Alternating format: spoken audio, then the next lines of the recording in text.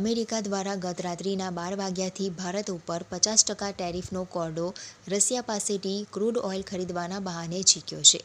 જો કે અમેરિકામાં મેડિકલ ફેસિલિટી મોંઘી ન થાય તે માટે ભારત ઉપર નિર્ભર એવા અમેરિકાએ ફાર્મા ઉદ્યોગને ટેરિફમાંથી બાકાત કરી બેવડું વલણ અપનાવ્યું છે, જેના વલણથી સ્થાનિક ફાર્મા ઉદ્યોગને રાહત મળી છે, પણ જિલ્લાના અન્ય chemical speciality, dyes and pigment chemicals, textiles ઉદ્યોગો માટે 50% ટેરિફ અમેરિકા માર્કેટમાં સર્વાઇવલ કરવા ઉપર કમરતોડ બન્યો છે. ભારતના ઉદ્યોગો માટે પાડોશી દેશ એવા ચાઇના સામે અમેરિકા 30% ટેરિફ લગાવ્યો છે, જેને લઈને ઉદ્યોગ ક્ષેત્રે ભારત ચાઇનાની હરીફાઈમાં ચાઇના માર્કેટમાં મોકળું મેદાન મળશે. તેની અસર ભારતના યુએસ સાથે $48 અબજ નિકાસ ઉદ્યોગ ઉપર પડશે, જેને લઈને સ્થાનિક ઉદ્યોગો દ્વારા હવે અમેરિકા સિવાયના માર્કેટ ઉપર નજર લગાવી રહ્યા છે. વધુમાં તેઓ દ્વારા દેશના પીએમને હાકલ મુજબ આગામી 2 મહિનામાં દેશની ઇકોનોમી ઉપર અસર ના ઊભી થાય તે માટે લોકલ ફોર વોકલ અને આત્મનિર્ભર ભારત તરફ વળી સ્વદેશી અપનાવવું દેશની ઇકોનોમી બચાવવા હાકલ સ્થાનિક ઉદ્યોગ અગ્રણીઓ કરી રહ્યા છે. વધુમાં સરકારની ચાલી રહેલા વાટાઘાટોમાં ટેરિફનો કોઈ રસ્તો નીકળશે તેવી આશા પણ સેવી રહ્યા છે. અમેરિકા દ્વારા જે ટેરિફ લગાવવામાં આવી છે 50%, એમાં પહેલું તો એમને ફાર્મા ઇન્ડસ્ટ્રી બાદ કરવી પડી, કારણ કે એ જ વસ્તુ એમના દેશમાં મોંઘી થાય. બીજું, આપણે મોદી સાહેબે જે રિક્વેસ્ટ કરી કે ભાઈ આપણે સ્વદેશી અપનાવીએ, હું દરેક નાગરિકને કહું છું, વિનંતી કરું છું કે આપણે જીવન જરૂરિયાતની રોજની વપરાશવાળી વસ્તુઓ સ્વદેશી અપનાવીએ. સેકન્ડ ફેઝમાં ઇલેક્ટ્રોનિક્સ જે વસ્તુઓ છે યા ભૌતિક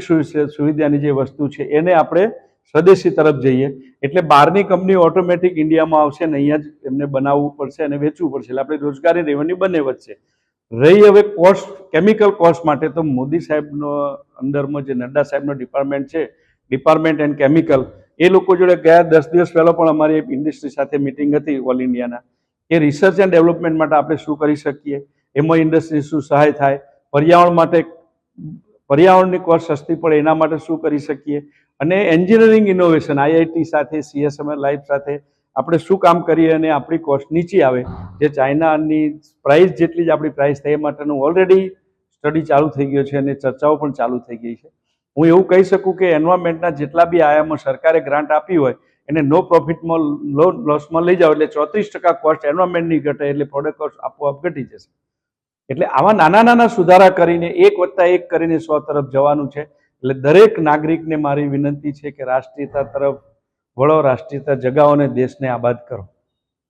યુએસ દ્વારા ભારતની ઘણી બધી ચીજવસ્તુઓ પર 50% ટેરિફની અમલવારી ચાલુ થઈ ગઈ છે, ત્યારે ખાસ કરીને જે ઇન્ડસ્ટ્રીઝ છે એની પર પણ એની અસર આવશે. અંકલેશ્વર અને ભરૂચ જિલ્લામાં મોટાભાગે કેમિકલ ઇન્ડસ્ટ્રીઝ આવેલી છે, તો તેમાં કેમિકલો, speciality chemical, agrochemical, dyes and pigment, colour, textile વગેરે ઇન્ડસ્ટ્રીઝને આની સીધી ઇફેક્ટ આવશે, જે લોકો યુએસ સાથે એક્સપોર્ટમાં સંકળાયેલા છે. તો આગામી દિવસોમાં એવું લાગી રહ્યું છે કે આ ટેરિફના કારણે અહીંયાના ઉદ્યોગોનું એક્સપોર્ટ ઓછું થશે અને એની સીધી અને આડકતરી અસર બેરોજગારી પર અને લોકલ જે નાના મોટા વેપારીઓ છે એની પર આવવાની છે. આ સ્થિતિને પહોંચી વળવા માટે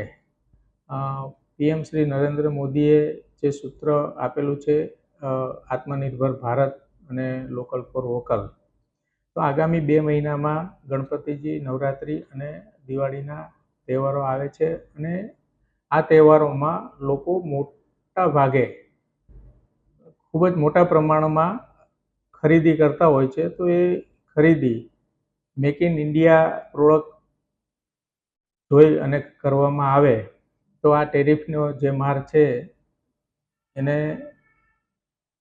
ભારતની ઇકોનોમી જે છે એને સર્વાઈવ કરી શકાય. આ ઉપરાંત ઇન્ડિયામાં કેમિકલ સેક્ટરમાં ઇન્ડિયા એ ચાઇના સાથે સીધું કોમ્પિટ કરી રહ્યું છે, ત્યારે ચાઇનાના યુએસ સાથેના 30%ના ટેરિફમાં ભારતમાંથી જે વસ્તુઓ યુએસ એક્સપોર્ટ થાય છે એના કરતાં ચાઇનાને એક મોટું માર્કેટ મળશે, અને ભારતની ઇકોનોમીને એક અંદાજ મુજબ જે એક્સપોર્ટ યુએસમાં થાય છે એમાં 48 અબજ ડોલરની આસપાસ આ એક્સપોર્ટમાં સહન કરવાનું આવશે. જોઈએ આગામી દિવસોમાં કોઈ નવું વાટાઘાટો દ્વારા આ સમસ્યાનો ઉકેલ આવે તો ઠીક છે, બાકી કેમિકલ ઇન્ડસ્ટ્રીઝનું ભાવિ થોડું ધૂંધળું દેખાતું હોય એવું લાગી રહ્યું છે.